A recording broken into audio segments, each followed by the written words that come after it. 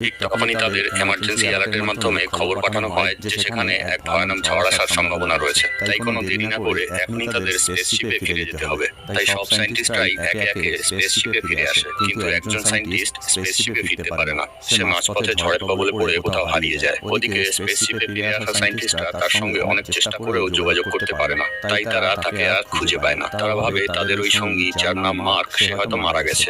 তাই তারা সেখান থেকে ফিরে আসার জন্য পৃথিবীর উদ্দেশ্যে রওনা দেয়। কিন্তু এর পরের দৃশ্যে দেখা যায় যে মার্ক এখনো বেঁচে রয়েছে এবং ঝড়ের সময় তার শরীরে প্রচন্ড ধারালো কিছু ঢুকে গেছিল, যেটা সে অনেক কষ্টে বের করে। তারপর হাঁটতে হাঁটতে পাশের একটি শেল্টারে পৌঁছায়, যেটা তারা সব সায়েন্টিস্টরা মিলে তৈরি করেছিল। এর মধ্যে আর্টিফিশিয়াল ভাবে পৃথিবীর মতো মাধ্যাকর্ষণ শক্তি ও আবহাওয়া তৈরি করা ছিল।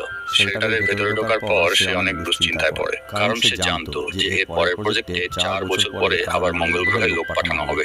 আর এই 4 বছর সে কি করে বেঁচে থাকবে, কারণ এই শেল্টারের মধ্যে